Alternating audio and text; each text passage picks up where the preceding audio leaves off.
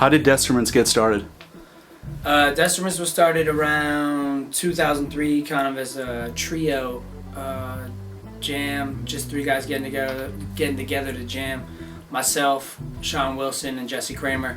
We were playing in a band called Haze that was more like indie rock, and would love to play like, you know, funk grooves and whatnot, almost sample-esque grooves, being all hip-hop fans. So we got together, we started mashing out some music, and then kind of slowly built from there into a production group slash band. What was the first track that gave the project momentum? I'd say the first track that really set the tone, set the bar at a high level was, for me personally, can't speak for Sean right now, he's not here, was You Got It by the Day Laborers out of Long Island. So found them online, sent them a track, and when they sent it back, I really felt that we had something here, based off some other tracks that we had recorded, but that was the one where it was like, oh, if we keep going in this direction, we could have something real good. What was the last track that was completed for the project? The last track was Freeform, which was actually isn't truly a Destruments track. It's produced by Hi-Fi Network, which is myself and Ism, and that was the last thing. ID from Creative Juices hit me up. He said, I want to get like a bonus track with you know, a lot of the cats from Creative Juices and just a lot of the people in the inner circle to each do a verse, 4 people. And so we sent him the track, and that Freeform was the last one. How did Destruments become involved with Creative Juices?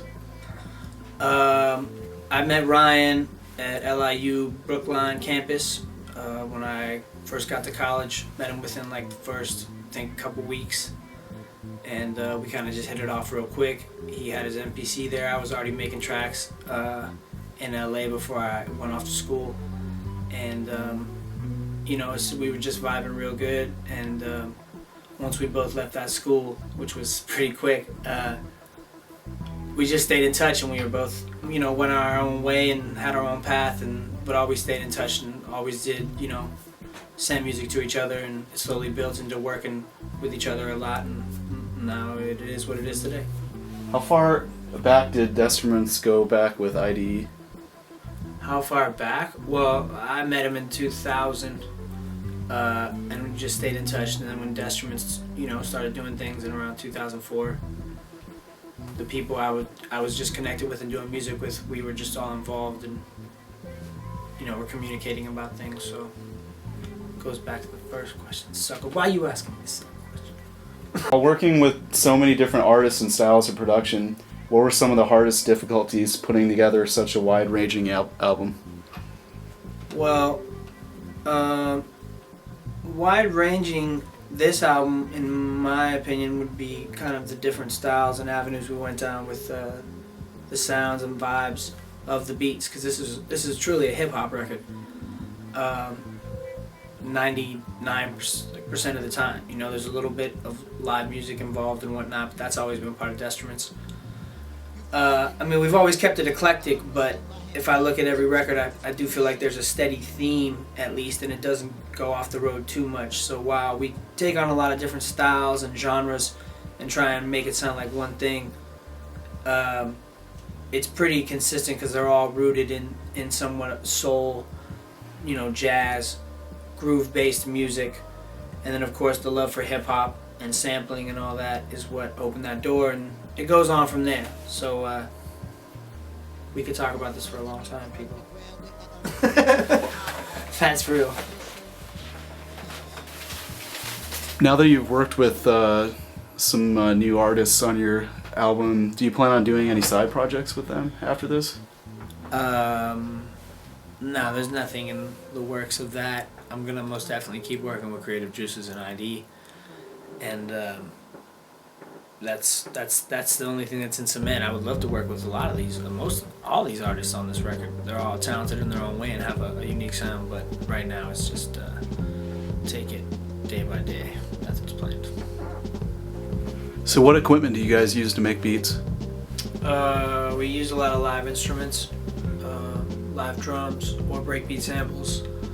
Always live bass or Moog bass, Moog synthesizers, vintage keyboards, Rhodes, Worley's organs, all that stuff.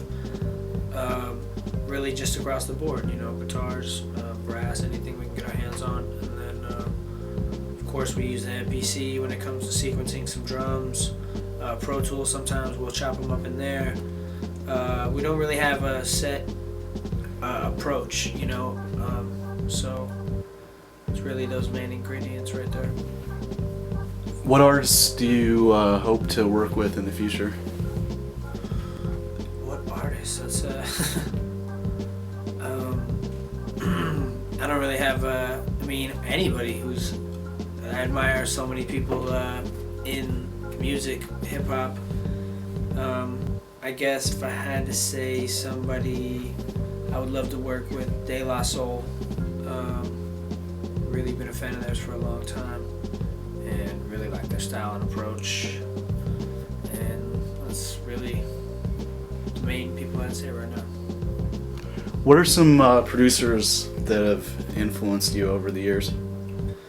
I'd say one of my first influences in terms of making beats and music was DJ Premier, and then the list goes on to people like P-Rock and Large Professor, Prince Paul, and then on to people like RZA and Alchemist and Madlib and Ali Shaheed Muhammad. And it's a big list of people in terms of the kind of beats you'll hear on this record.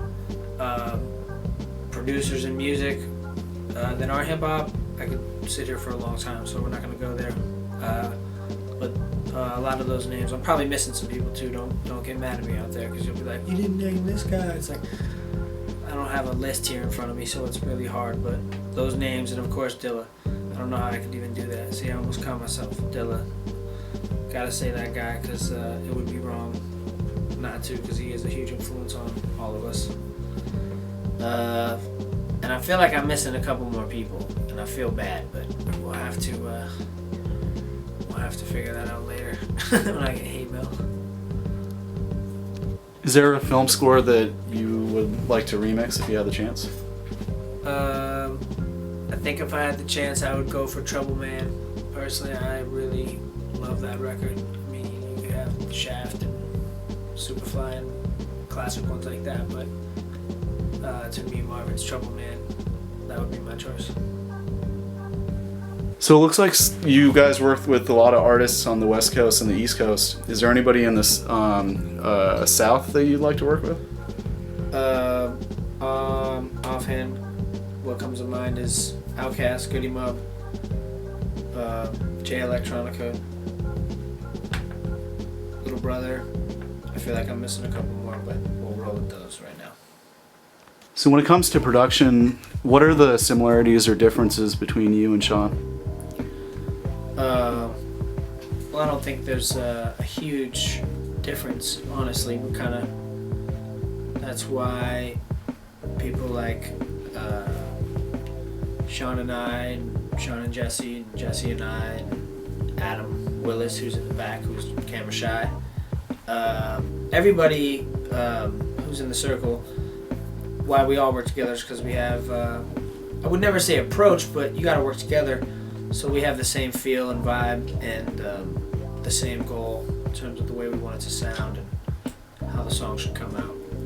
So the biggest difference, I would say, because there's a lot of similarities, the biggest difference is Sean is a little less hands-on, but always speaks his mind in a great way at the right time to give an idea, or maybe this should be like this, or we should take this out.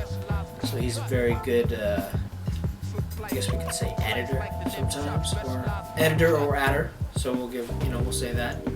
But we all have our different roles, and that's what makes it work. I want to take this opportunity, because it wouldn't be right to thank everybody, all the artists, all the MCs, all the people who helped out, from Ism to my man Adam to Jared Brown, especially my man ID for making a lot of this happen. And like I said, all the artists, anybody who chipped in or helped, I appreciate it all, and really proud of this record. So thank you very much. And please go get it, go buy it, because what the hell am I doing this for, right? Man, I'm out of here.